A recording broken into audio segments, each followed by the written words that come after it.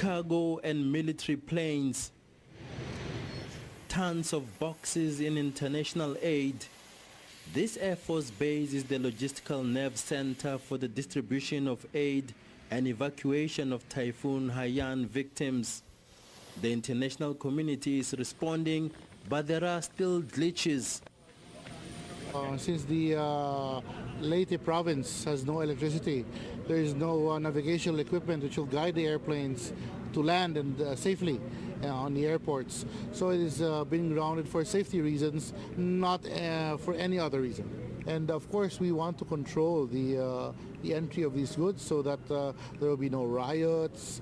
The distribution will be peaceful and very controlled. Thousands have been internally displaced. This man was rescued from his flooded home. Janji Chauke, SABC News, Cebu Island, Philippines. Welcome back to Philippines Uncut. I'm Buddy Kunana. Tonight's topic is the international response to Yolanda. And still with us are Dr. Rodrigo Ong of the 161st Coast Guard Auxiliary Squadron and Rescue 926, and Mr. Norman Camongol of the Honorary Consulate of Georgia in the Philippines. So Dr. Ong, Mr. Camongol, welcome back to our second segment. Now let's take off from what we watched earlier, just now. What is that all about? I mean, grounding the plane, and that was a difficulty you encountered going in. Yeah, logistically we had difficulties in getting ourselves and our goods to Leyte. As you can imagine, after 5 days, a lot of goods were already being shipped from Manila, from the international community to Cebu, then to Leyte. When we were in Cebu, we went to Mactan Air Base, as you've seen a while ago. That was a scene at around 1 to 2 p.m. in Mactan Air Base. They were still busy loading the C-130s with goods from the international community.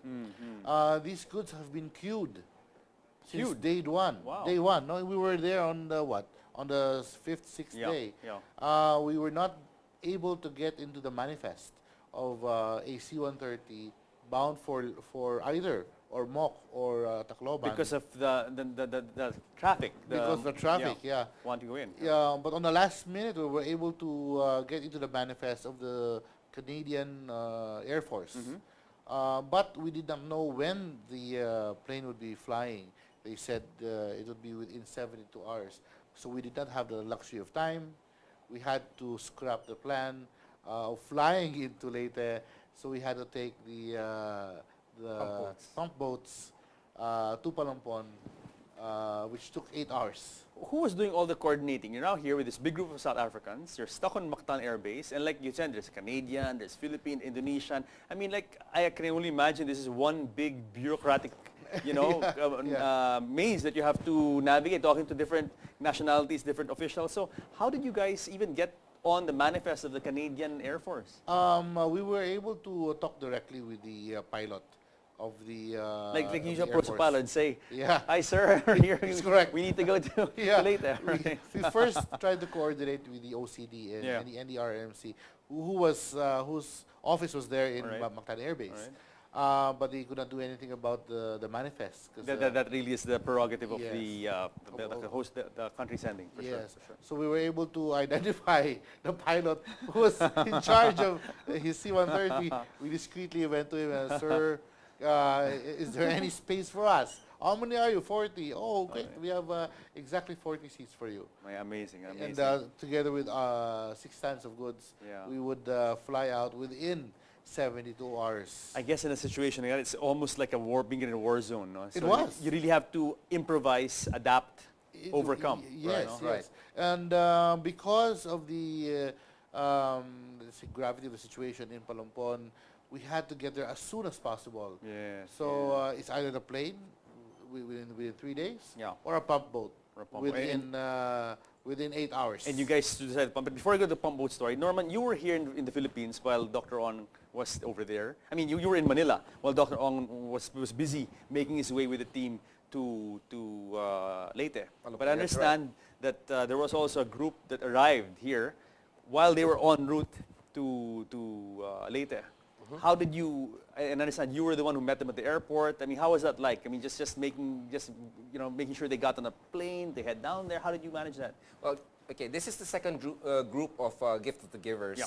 that Dr. Ong just mentioned a while ago. Yeah. This group was headed by the founder of Gift of the Givers, Dr. Imtiaz Soliman. Oh, he came down himself to the He Philippines. came down himself.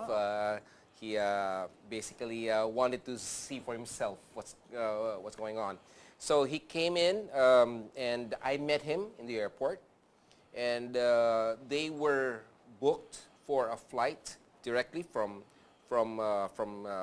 Naiya, going to Cebu in about 6 hours or so. Yeah. So they didn't leave the airport anymore. So I met them there, and we escorted them from Terminal 2 to Terminal 3, where they had to go to an Air Asia flight. So it wasn't that difficult here. I mean, getting on a plane, connecting flight to Cebu, it wasn't difficult, given all the traffic to that area. Well, the problem there was also a lot of these other countries that are Yes. arriving, also bringing their specialists as well. So the traffic was, it's a given in the area, given that there are a lot of other Yep. aid organizations coming in. Yep. But I was able to brief also Dr. Suleiman on what's going on with what Dr. Butch has been doing in Palompon, as well as Gift the Givers.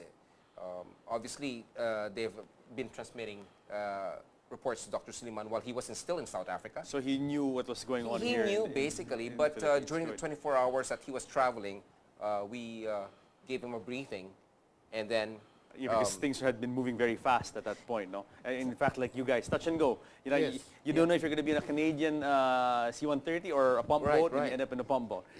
Now, Dr. Ong, let's talk about that pump boat. So you eventually, all of you, and we're talking about 60 people, 50, 60 people, South Africans and Filipinos together with gear. Yes. How many yes. pump boats was that? So we tried not to overload the pump boat. I So mean, I've been a pump boat. I mean, come on. Was so it- we yeah. we chartered 2 pump boats. Okay. That would bring 5 tons each of goods, All right. plus 10 people at 15 people each. All right, all right. So we were complete as a group. We arrived in Palompon, but we started out at 5:30 a.m. To be able to reach Palompon at around lunchtime. So we came out. We had a nice 2 hours of boat ride until noon came in. So we were already in rough seas. Where the bancas, the pump boats can't go really fast because Really they have fast, to yeah. ride the waves, so Ride to the- speak. Yeah, sure. So we were rocking, with the waves. We were getting ourselves wet with the seawater. Some people got really dizzy, just fell asleep. But it was the longest 6 hours of our lives. Sure, I'm sure. And how did the South Africans react to that? I mean, was it a difficult experience? Most of them slept it out. Okay. Now, Dr. Ong, I have a question. A lot of the focus of attention had been on Leyte. I mean, on Tacloban. Yes. News, Tacloban this, Tacloban that. Understandably, the capital was devastated. Why did you guys go to Palompon? How did you guys identify? How did you identify Palompon as an All right. area that you had to go to? Initially, we had wanted to go to Tacloban because all the news Sure. was directed towards Tacloban, so the intel was really there. However, the intel was a bit choppy and unreliable within that first week. Not much news has been, news has been trickling into Manila. So we decided to get ourselves to another place who has not yet received humanitarian aid, but has received their share of the typhoon. So we tracked the eye of the storm. We tried to see which coastal community had the eye had passed through. So we identified Palompon. Another good thing was that the vice mayor is a good friend of the family. So we were able to contact her, and indeed, she reported a 98 to 99% destruction of her town. 98%. Yes. I mean, you contacted her by cell phone. By cell phone. I mean, the cell sites were still working, thank God. Thank God that she was in Cebu. She was in Cebu, all right. Yeah. Okay, thought it was, She was in Cebu with the intention of going to Palompon as soon as possible. Fortunately, the lines in Palompon were not really clear, but in Cebu it was. It was consistent. So after speaking with her and getting the statistics, how many people were there, what kind of diseases were to be found, what kind of destructions are to be expected, I immediately spoke with Dr. Ahmed from the Gift the Givers for us to be able to provide the needed materials for Palampon. We didn't want to bring any unnecessary baggage with us. So food, clothing, building materials, hospital equipment were brought to Palampon. Now, okay, Dr. Ron, you said 98% of the town was devastated. Now, you have been to many disaster areas. Yes. You're a veteran of many Yes. relief missions, medical missions, humanitarian missions. Now, how would you describe this compared to everything else you've seen in the past? I mean, you were in Bohol earthquake. You were deployed also. Yeah. Yes, and in all the other places. How would you compare this? This is one of the worst. Really the worst. Really one of the worst areas I've been to in terms of the destruction and damage. I often describe it as a giant foot stomping on the city and squishing them. Okay, so you guys, you and the South Africans, are in these pump boats. You reach Palumpon, the pier in Palumpon. I mean, what was the scene like? Okay. What was the scene like? 30 minutes before we arrived in Palampon, we were still at sea. Okay. And everyone was in relatively high spirits because they were excited. Sure, I mean, let's get in action. The boat captain said, we're almost there. Everybody wake up and get ready. So everybody was joking around. Everybody's in a jolly mood. We're getting ready. Getting pumped psyched. up. Yeah, psyched. And then we saw Palampon and dead silence. People were just looking at shock. What was it like? I mean, what was the scene? I mean, like the mountains which used to be green was now brown. All the houses had no roofs. Some of the houses had no walls. wow. And people were there outside in the Baywalk area, seemingly waiting for help. And we were coming in. They were getting together to welcome us, to bring it to a... They were wondering who we were. Yes. Because they had, I assume they had no contact with authorities. Okay, it has been reported. I mean, Anderson Cooper and from CNN and all had said very controversially that like government was almost invisible in these areas. Now, what was it like in Palampon? Was there government presence when you got there? Did you feel that there was a government presence, or everything had just been almost wiped clean by the hand of God almost? No. We did not have any. We did not see any national government intervention during when we arrived in Palampon. Yes. It was only the LGU who was moving. Oh, so the LGU had a presence. The mayor, vice mayor, vice mayor. all his councilors, and the barangay captains were the ones involved in the Well, let's name the mayor and the vice mayor. I mean, bravo. I mean, what is... Mayor Ramon Oñate. Ramon Oñate, mayor of Palampon, and vice mayor... Vice Mayor George Arevalo. Bravo. Yes. Bravo. In fact, the mayor and the vice mayor, before the storm hit Palampon, they warned the people already.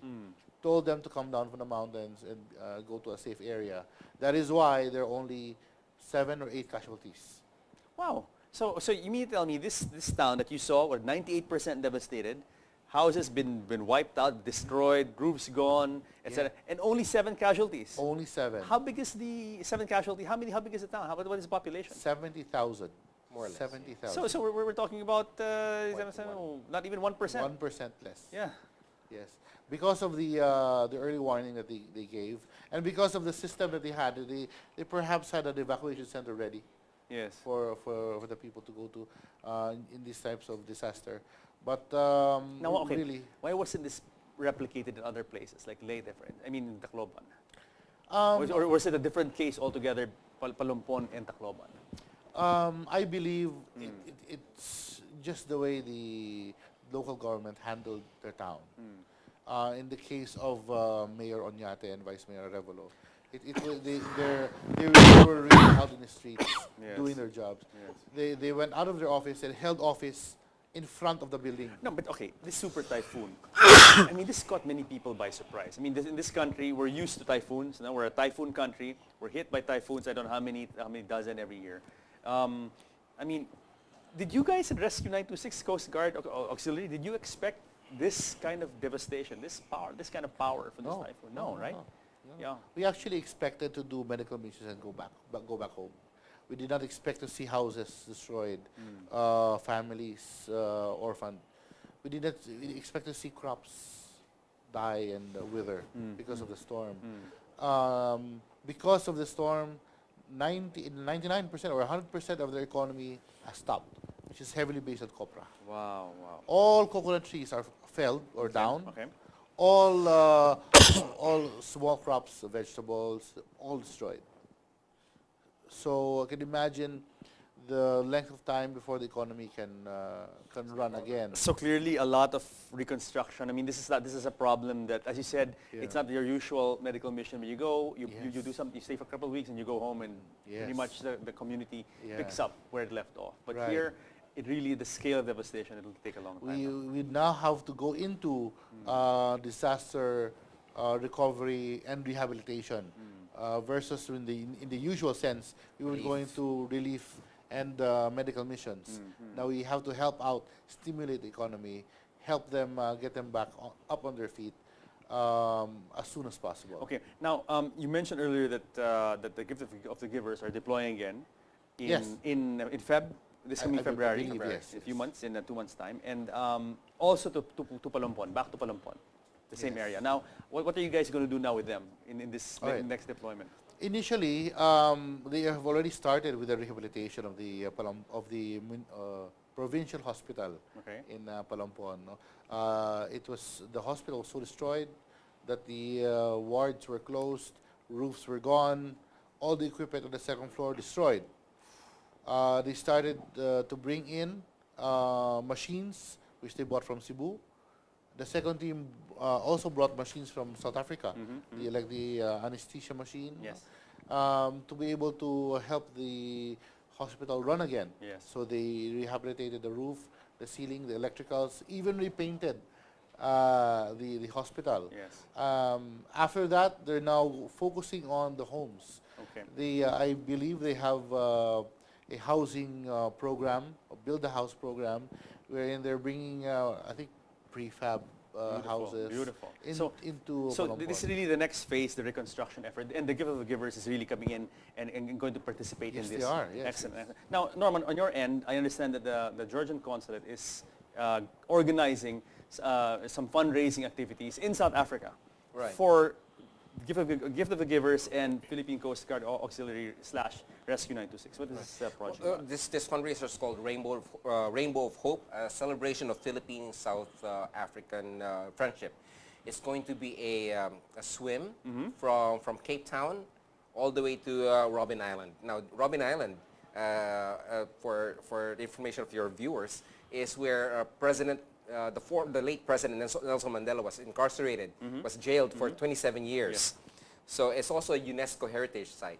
And of course, a lot of other swimmers have been there, but this is going to be the first time that Filipinos will be Bravo. swimming Nice, nice. from Cape A Town. symbolic swim, yeah, eh? making the swim. Yes, yes. This is a fundraiser for the benefit of Rescue 926 and for the Gift of the Givers, to help them with the rehabilitation efforts in Palompon and Leyte. Beautiful. Beautiful. Yeah. And I'd like to add Please. that because Norman mentioned it was the first time that the Philippines and South Africa would have a friendship meet. I'd like to add that this mission itself, by itself, was the first time that South Africans sent a humanitarian mission to the Philippines. And they did that with such success and with such impact Yes, that yes. even the municipality of Palompon adopted them as Imagine sons of Palompon or whatnot.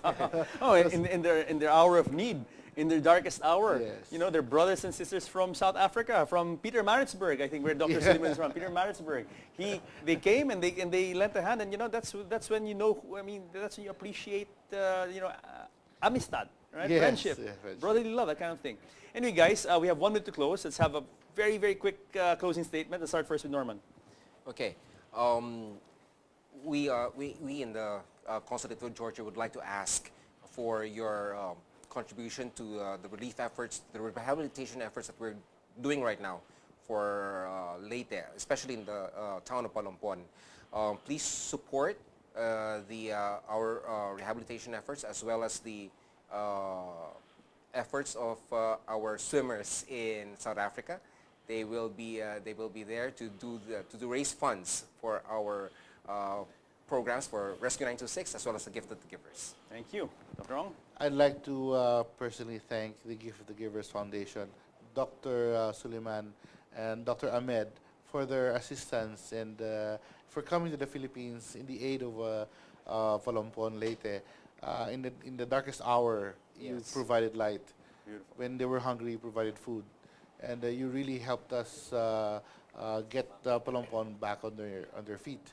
I would like to appeal to the people in South Africa to support the swim meet, which Norman has mentioned, to help also rehabilitate the municipality of Palompon in Leyte.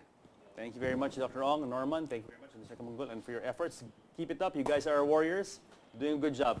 Thank you very much. Thank you. Thank you very much. So guys, I hope you learned a lot about the situation in Leyte, in Palompon specifically, and also about this wonderful effort of three countries coming together, Georgia, South Africa, and the Philippines, coming together to help the stricken areas caused by this super typhoon Yolanda. So join us again next week here in the show where we talk about what matters to you, because you guys matter the most. Have a Merry Christmas.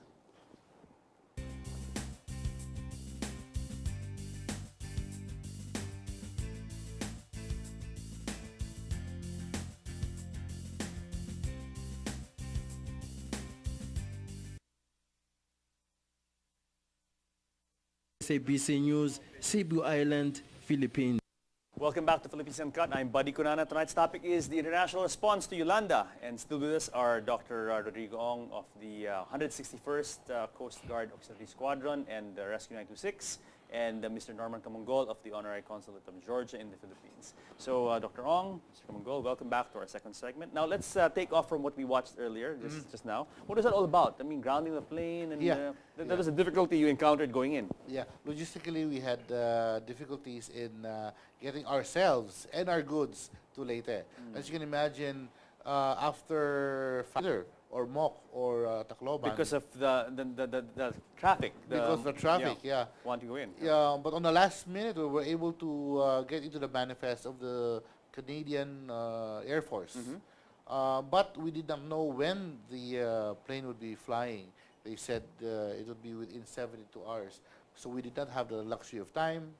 We had to scrap the plan of flying into Leyte. So we had to take the pump boats to Palompon, which took 8 hours. Who was doing all the coordinating? You're now here with this big group of South Africans. You're stuck on Mactan. 5 days. A lot of goods were already being shipped from Manila, from the international community to Cebu, then to Leyte. When we were in Cebu, we went to Mactan Air Base, as you've seen a while ago. That was a scene at around 1 to 2 p.m. in Mactan Air Base. They were still busy loading the C-130s with goods from the international community. These goods have been queued since day one. Wow. Day one. No, we were there on the what? On the 5th, 6th day. Yeah. We were not able to get into the manifest of a C-130 bound for either.